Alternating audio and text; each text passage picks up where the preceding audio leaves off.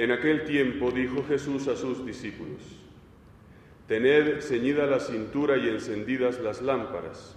Vosotros estad como los que aguardan a que su Señor vuelva de la boda, para abrirle apenas venga y llame. Dichosos los criados a quienes el Señor al llegar los encuentre en vela. Os aseguro que se ceñirá, los hará sentar a la mesa y los irá sirviendo. Y si llega entrada la noche o de madrugada y los encuentra así, dichosos ellos. Comprended que si supiera el dueño de casa a qué hora viene el ladrón, no le dejaría abrir un boquete. Lo mismo vosotros, estad preparados porque a la hora que menos penséis viene el Hijo del Hombre. Palabra del Señor.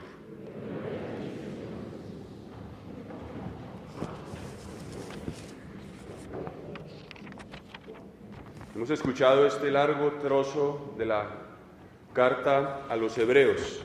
Es muy importante, porque nos dice qué es la fe, porque el cristiano está llamado a vivir de la fe, pero no está dicho que sabemos qué es la fe, porque la fe se puede entender en un sentido equivocado. Digamos que hay una manera ascendente y otra descendente de entender la fe.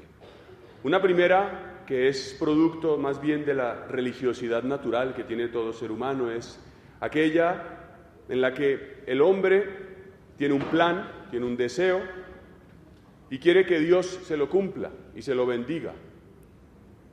Y entonces la fe se puede entender como una especie de apretar los ojos para que Dios se acuerde de mí y haga lo que yo le pido. Pero esa no es la fe cristiana, esa es la fe natural. De cualquiera, ¿no? Del que tiene un campo y quiere que no le caigan, que no venga la sequía y le destruya la cosecha. Del que tiene un proyecto económico, un negocio y quiere que prospere. Del que tiene un proyecto humano, casarse, hacer algo y que en efecto se lleve a término, o el que tiene una enfermedad y quiere curarse. Pero allí en este esquema, en este escenario, la iniciativa es del hombre. Y Dios es una especie de juez que mira desde arriba y puede decidir en una cierta omnipotencia que todo funcione. Y ese juez es visto de alguna manera como un ser lejano y puede venir un cierto sentimiento de culpa cuando algo no funciona, ¿no? Si yo me porto bien, ese Dios me bendecirá. Y si me porto mal, quizás no se acuerde de mí. Y entonces es una relación con Dios en la cual hay que tenerlo tranquilo, ¿no? Entonces rezo para que Dios esté tranquilo. Vengo a misa para que, pues cumplir lo que Dios quiere, etcétera, etcétera. Y si algo no va mal, de pronto fue que la embarré en algo. Pero esa no es la fe de la Escritura, esa no es la fe cristiana.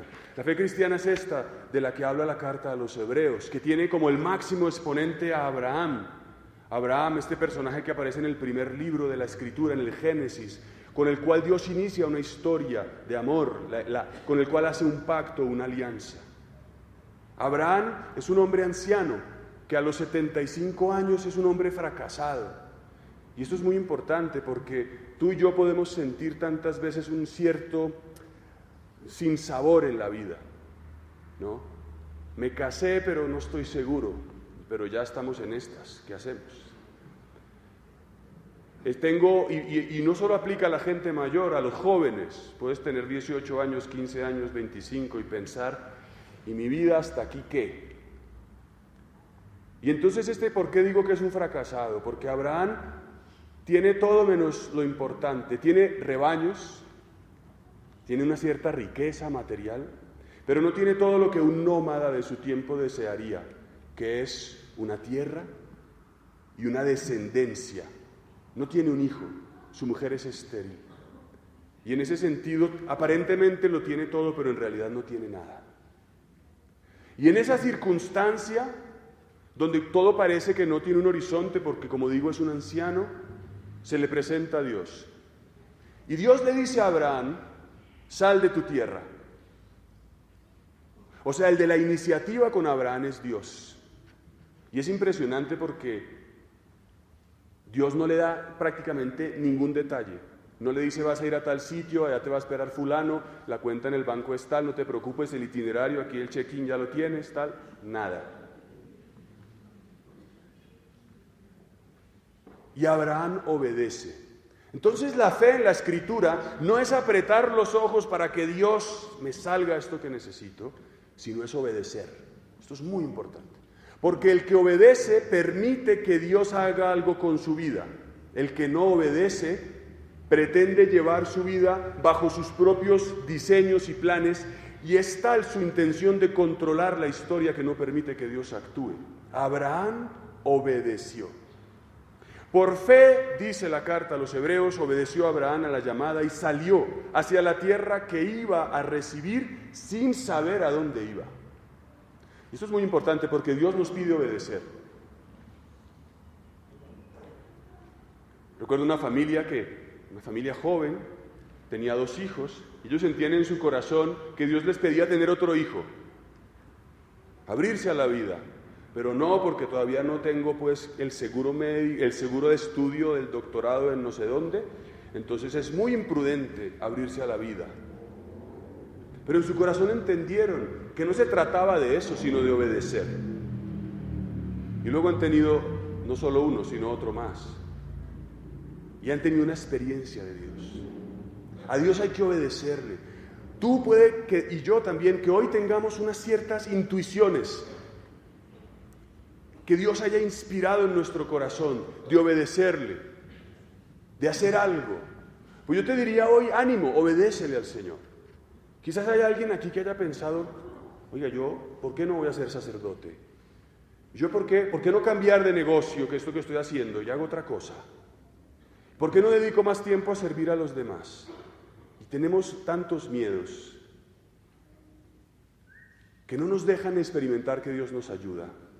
Y esto es fundamental, ¿no? Abraham obedece.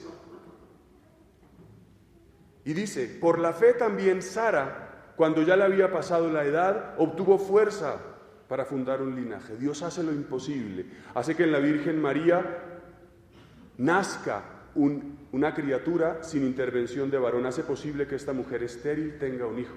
Esto es bien importante, esto de la esterilidad y de la esterilidad espiritual, de sentir tantas veces mi vida como que no tiene fruto, como que, ¿dónde está mi vida?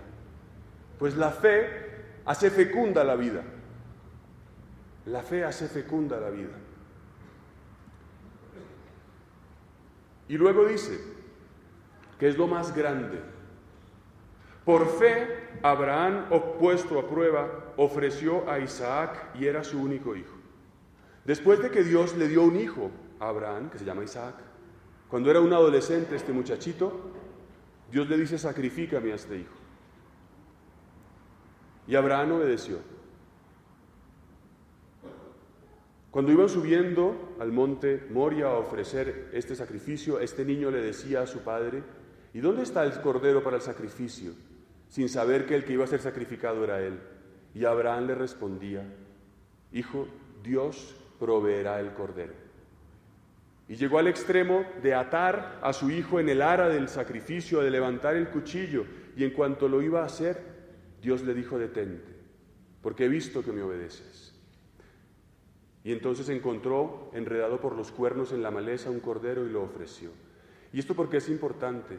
Porque este hijo Isaac podía ser para Abraham un ídolo. Todo lo que deseé, todo lo que soñé, todo lo que quise toda mi vida está en este hijo.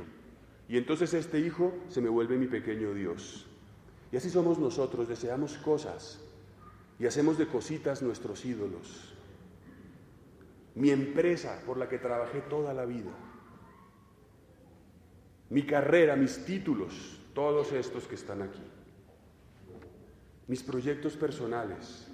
Y Dios quiere que vivamos de fe, no de nosotros mismos. Pues bien, yo le pido al Señor que hoy nos ayude a que se engendre en nosotros la fe. Dice San Pablo que la fe se engendra por la necedad de la predicación.